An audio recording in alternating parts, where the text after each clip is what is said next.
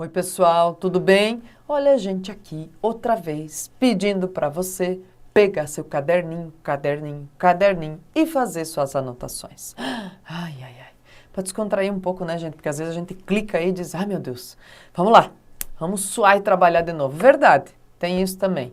Mas vamos nos divertir um pouco também aprendendo porque faz bem, né? Faz bem à saúde, faz bem ao coração, faz bem à mente. Beleza?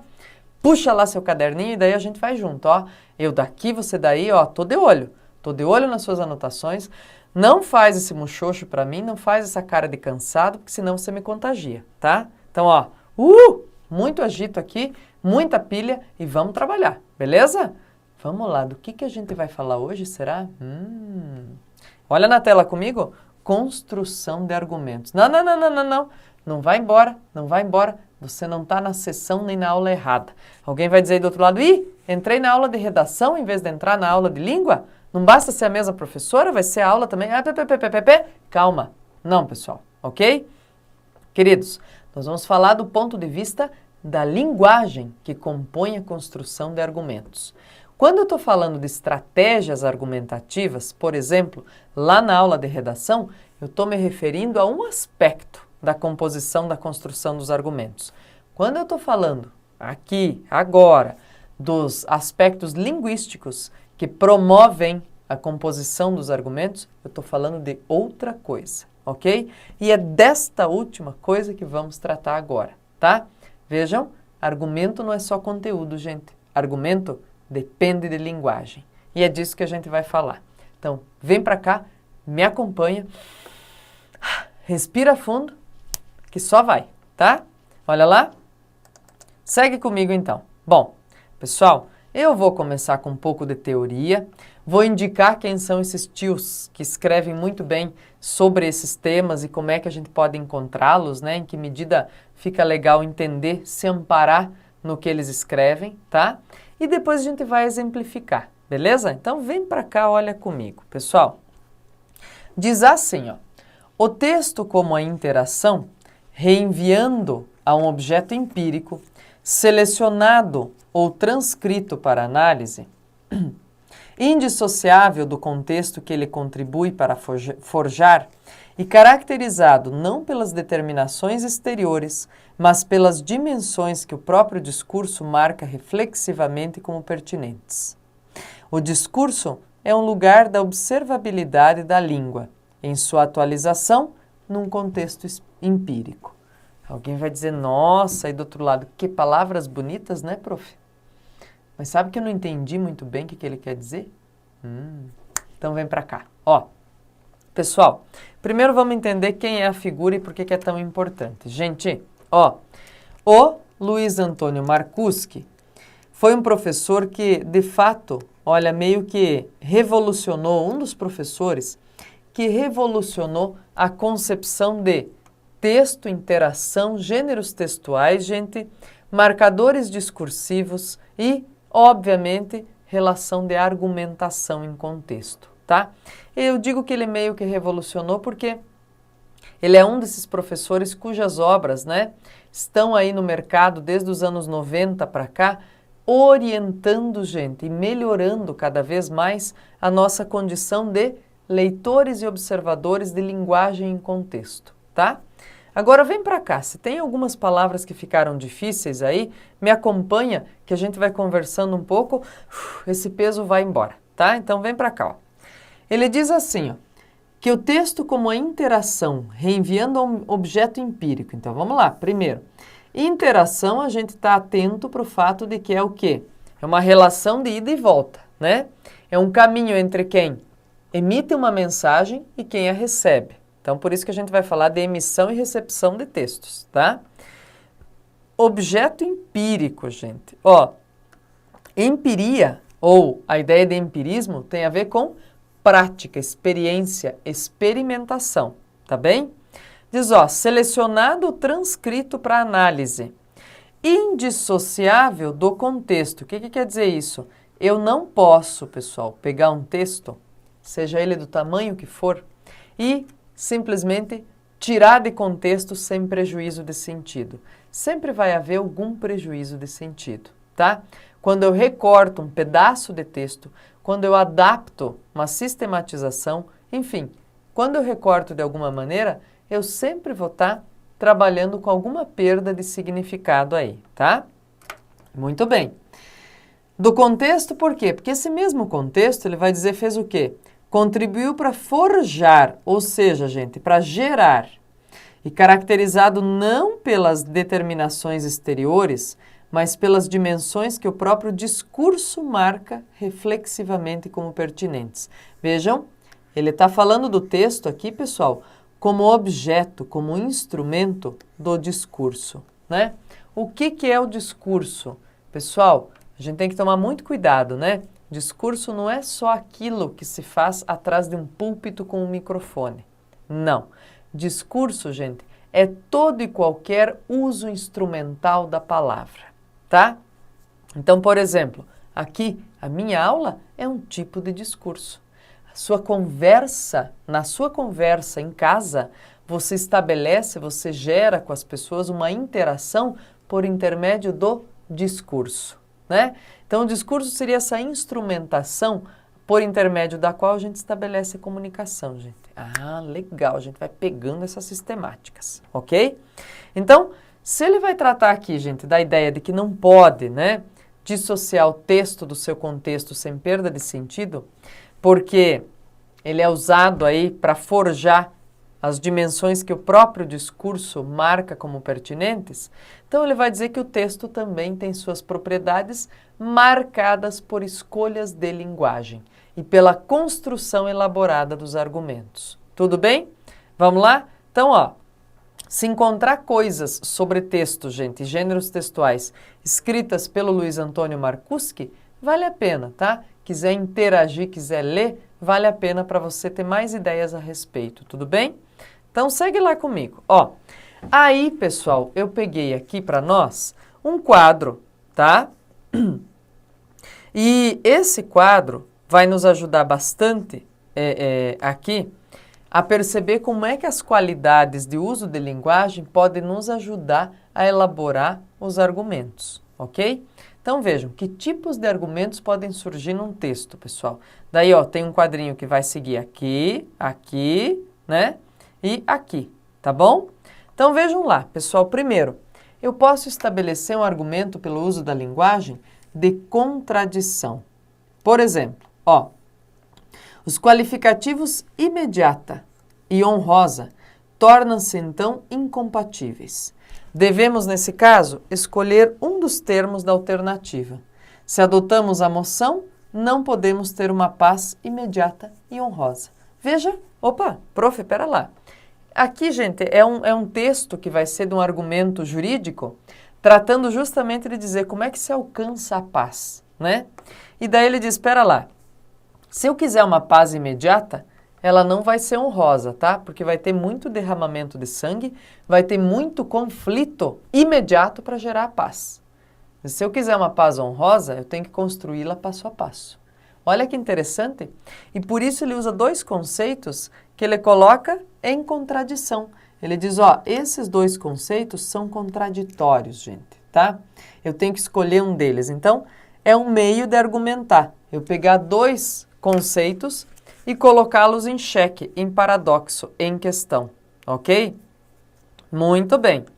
Daí, pessoal, depois de comparação, olha só. É o mesmo crime roubar o Estado ou praticar larguezas contrárias ao interesse público? Vamos especificar aqui, gente, de comparação. Ó, quando a gente fala em falta de ética, por exemplo, e cobra os políticos por isso, né? A gente pode dizer assim, ó, é o mesmo caso a falta de ética na política ou a corrupção. Vamos tratar a corrupção, vai. A corrupção praticada na política tem a mesma origem ou tem as mesmas características daquela da pessoa que tenta subornar o guarda de trânsito, né? É uma maneira de exercer corrupção. Então, eu estou fazendo um comparativo. São argumentos muito bons esses, pessoal, porque, em geral, eles nos tornam aí, quando eu uso estruturas comparativas, eles tornam o nosso texto mais inteligível. Porque, em geral, eu tenho uma forma mais complexa de dizer alguma coisa e daí eu venho com um comparativo que minimiza esse impacto da complexidade, ele me dá mais didatização, tá? Muito bem. Pelo ridículo, cuidado com o pelo ridículo para não ser deselegante, hein? Olha o que ele diz aqui. Neutralidade que foi tão bem sucedida por 2 vezes na Bélgica. Reinou ao ironizar a postura de neutralidade da Bélgica, que na realidade não trouxe benefício algum ao país, né? Então, cuidado, gente. Quando a gente ridiculariza, por exemplo, faz um só que não, lá na ideia que a gente escreve no texto, a gente tem que tomar cuidado para a gente não ser vazio, evasivo, né, no que a gente está dizendo, ou a gente não ser agressivo, né? Quando a gente despreza ou menospreza uma ação que a gente está descrevendo, ok? Pelo sacrifício. Que argumento é esse, gente? Pelo sacrifício. Como que funciona? Vai lá, ó. Diz assim: há provavelmente um fim e somente um, para o qual o uso da violência por um governo é benfazejo, e é o de diminuir o montante total da violência no mundo. Então vejam, pera lá, um fim e somente um fim, para o qual se pode usar a violência, ela é justificada, né? Qual é essa justificativa, gente? Ou por que a violência pode ser justificada quando ela é usada por um governo? Se a partir dessa ação de violência a gente puder diminuir o montante total de violência no mundo. Por exemplo, se por uma ação forte, impactante, gente, violenta de um governo, a gente puder coibir a ação violenta no mundo. Por exemplo, vamos falar dos atentados terroristas recentes, né? Às vezes a gente vai dizer, puxa, tem um impacto aí, tem uma violência tão grande com que os governos estão tratando a ideia, vamos supor, de revistas públicas, né, de revistar pessoas. Essa violência, né, gente, essa coerção simbólica social, ela é justificada quando ela tenta justamente ou ela contribui para minimizar a violência geral, tá? Então esse é um exemplo também que pode ser pelo sacrifício, quer dizer, eu sacrifico a imagem ou a ação de uma maneira, mas eu prezo pela coletividade, pelo conjunto, ok? Outro, gente, de reciprocidade. Olha só, o que é uma ideia recíproca, né, gente? É de mão dupla, tá? É um oferecendo ao outro. Pouca coisa nos consola, porque pouca coisa nos aflige. Então, uma ideia de equilíbrio, né, gente? Ó, quer dizer, pouca coisa vamos dizer assim, né, me tira do sério. Por quê? Porque pouca coisa também me consola. Tem um equilíbrio aí na ideia de reciprocidade, tá? De definições, gente, vai lá, ó. Aquilo cuja essência envolve a existência ou aquilo cuja natureza só pode ser conhecida como existente. Spinoza definindo seu conteúdo de causa de si, né?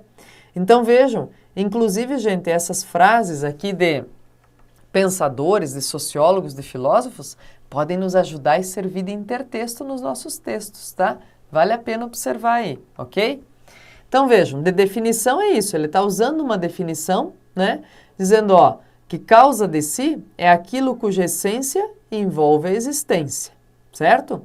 De transitividade, ou seja, pessoal, o que seria a transitividade? A mesma natureza, gente, do significado de transitividade aqui, é a natureza de quando a gente fala do complemento verbal, né? O que é um verbo transitivo? Que precisa de um pedaço para completar o seu sentido. Ou seja, é um verbo que transmite a continuidade da frase a outro pedaço. O que está acontecendo aqui no exemplo? Ó, tem uma transmissão. Os amigos de nossos amigos são nossos amigos. É uma ideia de transitividade porque tem uma transmissão de um pedaço, de um grupo, de um conjunto a outro. De inclusão da parte no todo. Eu poderia dizer, inclusive, pessoal, que esse é um argumento construído de maneira metonímica, porque eu vou incluir a parte no todo. Vamos ver. Nada do que é permitido pela lei a toda a igreja pode, por algum direito eclesiástico, tornar-se ilegal para algum de seus membros.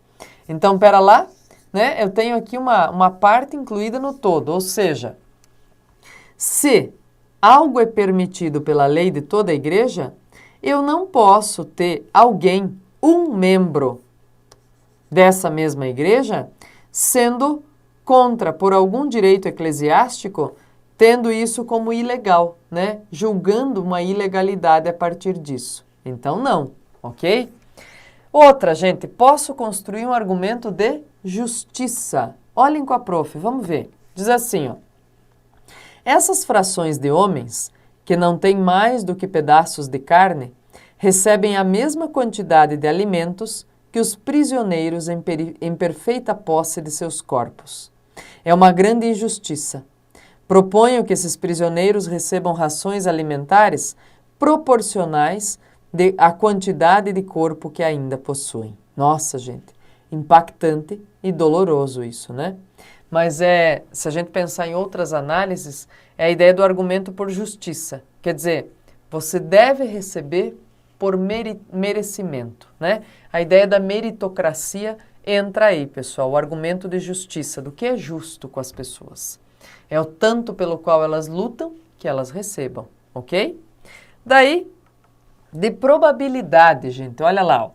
Se há apenas uma verdade, um caminho para ir ao céu, que esperança haverá de que mais pessoas a ele serão conduzidas, se não tem outra regra além da religião do príncipe, e é-lhes imposta a obrigação de abandonar a luz de suas próprias razões. O estreito caminho ficaria muito apertado. Um único país teria a verdade. Então vejam, de probabilidade. Quer dizer, aqui ele está inclusive questionando essa probabilidade, né? Dizer, ó, se existe a crença, né, de que há um único caminho para o céu, diz que probabilidade haveria de outros discursos ou mesmo outros caminhos serem trilhados, né? Ele questiona essa ideia da possibilidade única, tá? Depois, pessoal, vamos lá, ó, vamos dar uma olhada. Diz assim, ó, argumentos baseados na estrutura do real. Veja só, de vínculo causal, de uma coisa gerando a outra, né? Veja só. Uma metade de Roma pretende que Guido Franceschini estava dormindo no momento da partida de sua mulher, porque esta o havia drogado. A outra metade de Roma sugere que Guido simulava o sono para não ter de intervir, tá? Então tá aqui, ó, o Perelman também um teórico, gente, que trata muito de construção de argumento e como eles são refletidos no nosso uso cotidiano, tá? Então vai lá, ó. Onde que está a causa, onde está a consequência, gente? Tá dizendo aqui, ó, uma metade de Roma pretende aqui, na verdade, sugere, tá? Sugere, pensa, né? Afirma que Guido Franceschini estava dormindo no momento da partida da mulher, porque esta o havia drogado. Então tá aqui, ó, causa, né? A causa é ela tê-lo drogado, tá? A consequência é ele estar dormindo. Então aqui a consequência veio antes da causa, tá bem? Então tem vínculo causal, eu estabeleço uma causa e uma consequência aí, estabeleço a estrutura argumentativa. De desperdício, gente, como assim? Vamos ver, olha lá. Porque nos lembramos que isso proporciona satisfação e prazer ao Senhor do jardim. Santa Teresa, lembrando os benefícios da oração, para afirmar que as pessoas devem continuar a rezar mesmo nas dificuldades, né? Então dizer assim, ó, por que do desperdício? Que as pessoas não devem desperdiçar um momento sequer de fazer aquilo que pode trazer benefícios. Por isso a ideia do argumento do desperdício, né? Dizer, não, ó, não desperdice um momento sequer de ações que podem trazer benefícios conjuntos, tá? De direção, gente, olha lá. Devemos dizer então que as reflexões do agente sobre a maneira inteligente de comportar-se exigem que ele reflita primeiro na melhor maneira de refletir sobre o modo de agir? Então, pera lá, gente. Modo de agir, busca de caminhos, escolhas, opções, tudo isso é argumento de direção ou de direcionamento, né? De condução, de dar o norte para alguém, tá? De fazer a pessoa encontrar a tramontana e não perdê-la, ok? De superação, que estejamos em maior segurança hoje, não só eu admito, mas até pretendo que as perspectivas melhoram dia a dia e que essa segurança está cada vez mais garantida. Pessoal, esse de superação, vou citar um exemplo muito bacana. Que por mais que a gente diga, né, na atualidade mesmo, a gente vê tanta notícia de guerra, de conflito, enfim, de insegurança, de violência, que a gente pode pensar que nós estamos caminhando para um tempo de maior violência, ou que nós estamos vivendo num tempo de maior violência. No entanto, pessoal, para citar só um teórico, tem vários outros, o teórico chamado Steven Pinker, que é também linguista, ele disse que nós temos muitos indícios que comprovam que, na verdade, nós estamos caminhando passo a passo para um tempo de paz. No que ele ampara essa afirmação dele, gente? É, por exemplo, em a gente olhar para trás, olhar para a Idade Média e ver o que é que mudou de lá para cá, né? O que é que mudou em relação à convivência ou à quantidade e a tolerância relacionada a crimes, por exemplo, coisas que hoje são consideradas crime e que na época eram espetáculos públicos, por exemplo, você enforcar alguém em público, né? Então veja que tem aí essa ideia do argumento de superação, da caminhada para um tempo de paz. Tranquilos? Olha, pessoal, eu sei que é muita definição e eu passei por várias delas, né? Assim, dando mais ideia, dando exemplo. Então isso aqui, pessoal, é para vocês olharem de novo, tá? Não é para olhar uma vez só e dizer, peguei. Não, principalmente é para olhar e aplicar em textos isso aqui, tá beleza? Vamos combinar que a gente vai fazer isso?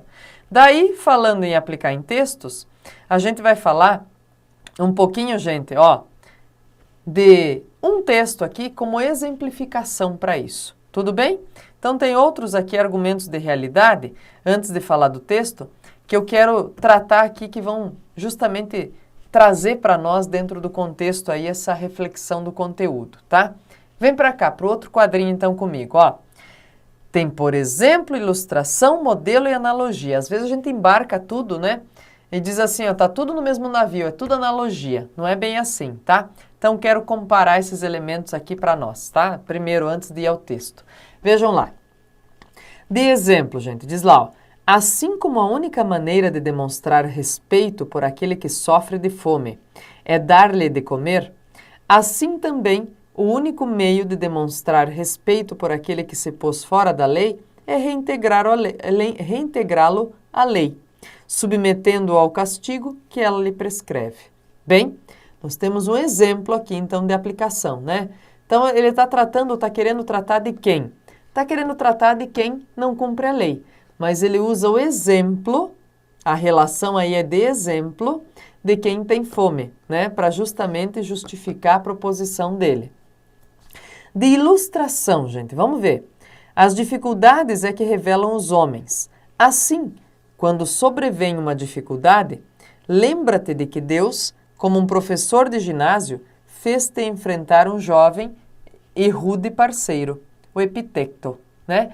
Então, veja lá, o que acontece aí? Por que é de ilustração? Porque ele usa uma frase genérica e depois ele ilustra, né? Não é um exemplo comparativo, é uma ilustração para simbolizar aquilo que ele está afirmando. Modelo, pessoal, ó. O macaco imita o homem, que ele teme. Não imita os animais, que despreza. Julga bom o que é feito por um ser melhor que ele. Então, olha, por modelo, gente, essa comparação hierárquica aí, né? Analogia. O homem, comparado à divindade, é tão pueril quanto a criança comparada ao homem. Então, tem duas comparações aí, né?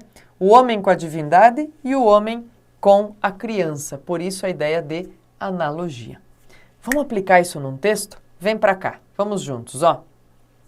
Legisladores bêbados? É a pergunta, né? Primeiro que já tem uma pontuação expressiva aí, né, gente?